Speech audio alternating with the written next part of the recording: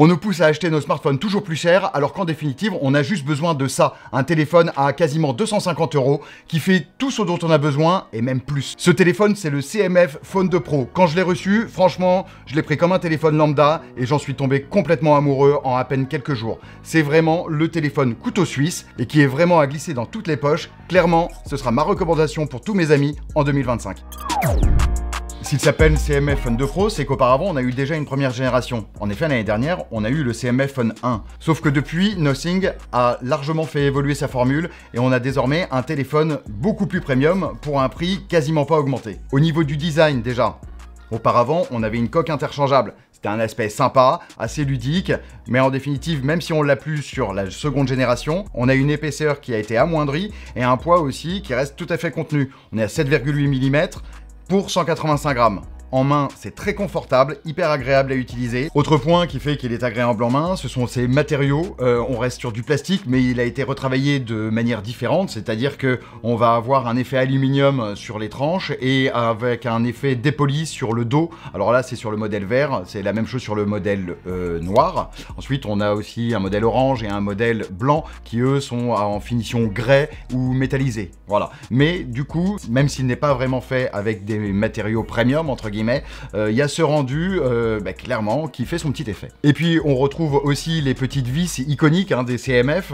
Ici, comme je vous l'ai dit, elles sont juste factices, mais elles sont toujours en acier inoxydable et elles marquent toujours clairement l'identité visuelle de ce smartphone par rapport à la concurrence. Et on en arrive à la face avant avec l'écran, un écran qui a été agrandi de 0,10 pouces. C'est pas énorme, mais la prouesse de Nothing là-dessus, ça a été de ne pas toucher aux dimensions du téléphone, mais plutôt d'affiner les bordures, la bordure noire qui entoure l'affichage pour un téléphone qui reste à 259 €. Pour rappel, un Pixel 9a va avoir des bordures un petit peu plus épaisses pour un prix 2 fois supérieur. Et puis aussi, on a le volet protection de ce téléphone. Il est certifié IP54. Donc certes, on ne peut pas plonger dans son bain avec, mais il résistera facilement à la pluie ou à la projection d'eau. On a également un verre Panda Glass, donc pour protéger l'écran, ce qui est quand même un gage de solidité. Et puis un petit truc que j'aime bien personnellement, c'est qu'on a un film protecteur qui est préinstallé sur l'écran et qui permet donc de ne pas avoir à acheter cet accessoire à côté. Et puis je tourne autour de ce téléphone depuis tout à l'heure, mais tout le monde l'aura remarqué, on a toujours la petite vis hop là, en bas du téléphone, qui permet de venir y accrocher différents accessoires. On peut également ajouter une lentille sur les objectifs du Phone 2 Pro, et cette lentille apporte un mode macro, un mode fisheye, et ce qui donne un peu plus de polyvalence à ce smartphone qui n'en manque déjà clairement pas en photo, et on voit ça d'ailleurs tout de suite. Voici l'élément choc du Phone 2 Pro. Vous le voyez ici, auparavant, on avait deux capteurs, et encore, on avait un grand angle et un capteur de profondeur.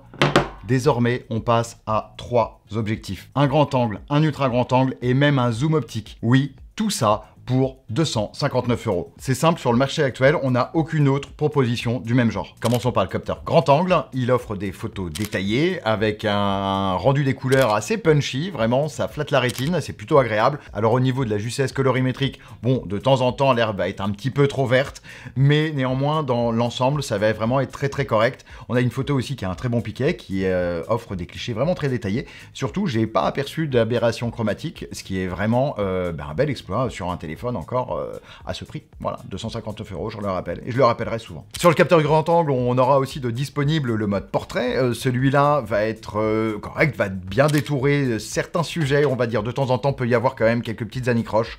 Par exemple, moi qui suis assez peu chevelu, eh bien, je vais quand même avoir des défauts sur le haut du crâne qui va être mal pris dans le bokeh, en définitive. Voilà. Mais sinon, bon, en s'y reprenant à plusieurs fois, ça sera à peu près correct. Encore à 259 €, c'est très bien. Ensuite, on peut passer sur le deuxième capteur, l'ultra grand angle. Donc, comme je disais, 8 mégapixels, oui, c'est un petit peu court. Donc, ce qui fait que pour du partage sur les réseaux sociaux, ce sera très bien. On va pas avoir de problème colorimétrique. Surtout, on va avoir une bonne continuité dans la cohérence des couleurs entre les différentes focales. Et ça, c'est très intéressant pour celui qui aime shooter en x2 ou en grand angle ou en ultra grand angle. À chaque fois, il aura quand même une colorimétrie similaire. Je disais juste sur les réseaux sociaux, puisque si on affiche les photos de l'ultra grand angle sur un écran d'ordinateur par exemple, on va voir quand même un assez gros lissage. Et enfin, on a assez peu de déformations sur les bords du numérage, ça reste très maîtrisé. Cependant, je peux noter tout de même que j'observe des aberrations chromatiques sur certaines images. Ça va être notamment le cas sur des toits de maisons avec le contraste avec le ciel. C'est toujours une zone qui est difficile à contrôler pour tous les appareils photo. Et on passe à mon chouchou, le zoom optique. Oui, un zoom optique x2, donc qui équivaut à un 50 mm.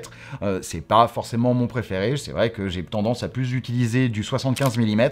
Néanmoins, je le rappelle, à 259 €, c'est quand même vachement bien d'avoir ça. C'est quand même super bien puisque c'est un 50 mégapixels et donc du coup, on va avoir droit à du pixel binning qui va nous apporter beaucoup de lumière dans nos clichés, mais aussi on va pouvoir un petit peu cropper dedans et donc avoir en fait encore un équivalent zoom optique sur du x4. Donc ça nous donne encore des plages supérieures vraiment intéressantes. Ça permet d'avoir un zoom numérique qui part d'un petit peu moins loin et donc d'avoir une qualité qui se maintient un peu plus au fur et à mesure que l'on agrandit son image. Et ce zoom numérique, eh bien, il peut monter jusqu'en x20. Alors qu'est-ce que ça donne un zoom numérique jusqu'en x20 sur ce téléphone?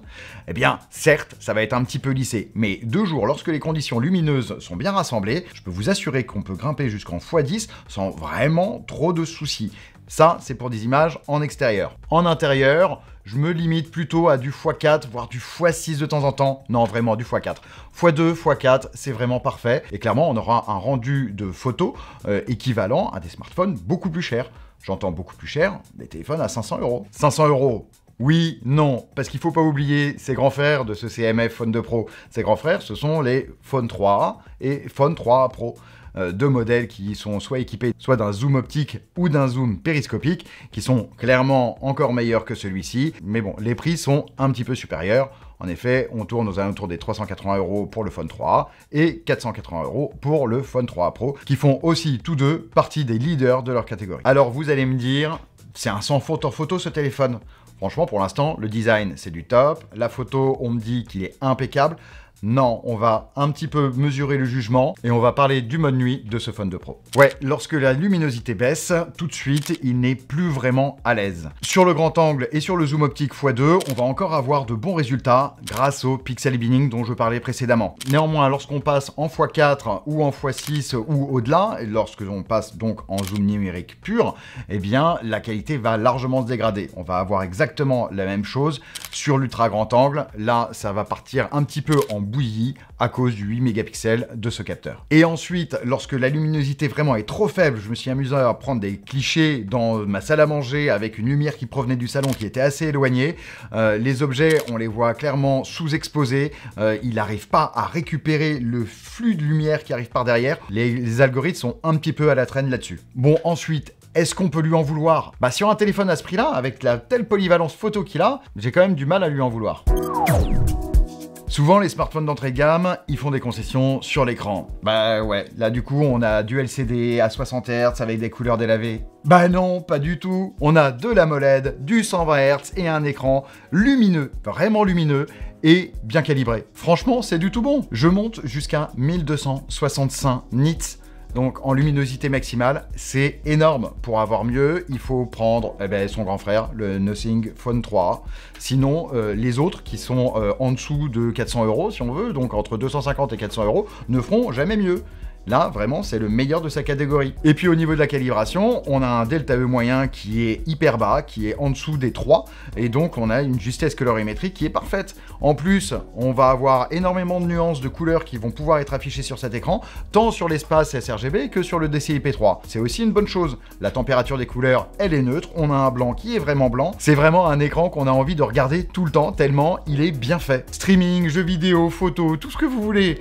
Il n'y a pas besoin de payer plus cher pour avoir un bon écran. Non, celui-ci est déjà excellent, on n'a pas besoin de plus. Alors l'écran c'est du 120 Hz, mais à l'usage, est-ce que c'est fluide? Ah oui, parce que ça suffit pas d'être beau, il faut aussi être performant. À l'intérieur de ce téléphone, on retrouve une puce Mediatek, un Dimensity 7300 Pro 5G. Cette puce, c'est une évolution du 7300 qu'on avait l'année dernière sur le CMF Phone 1. Du coup, on pourrait se dire, ah dis donc, est-ce qu'il va être vraiment beaucoup plus puissant? Nothing promet 5% de performance en plus sur le GPU et 10% de performance en plus sur le CPU.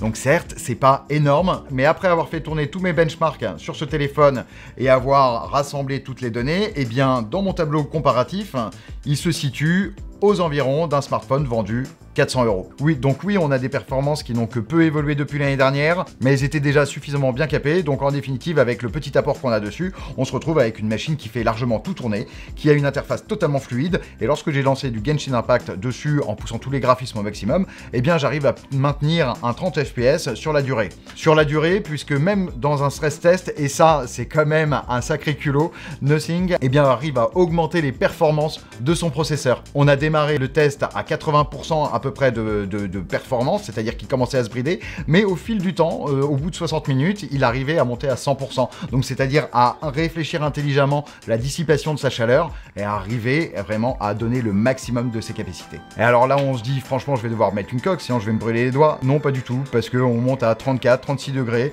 comme j'ai pu le mesurer avec un capteur FLIR, donc c'est largement utilisable. Donc ça m'embête de le dire encore une fois, mais même sur le côté performance, je vais pas avoir grand-chose à reprocher à ce téléphone. Passons à la partie logicielle. Ici, on est sur Nothing OS 3.2 qui est basé sur Android 15. Donc c'est l'interface du constructeur londonien qui reste totalement atypique avec cette police en forme de points, en forme de dots. Et puis aussi une colorimétrie très singulière qui tourne autour de 3 couleurs, le noir, le blanc et le rouge. Au niveau de l'interface, si vous aimez la Pixel Experience ou même Android Stock, vous serez assez peu dépaysé puisque vraiment on a quelque chose ici d'épuré et qui ne va pas se perdre dans une multitude de fonctions. Tout va être assez bien organisé.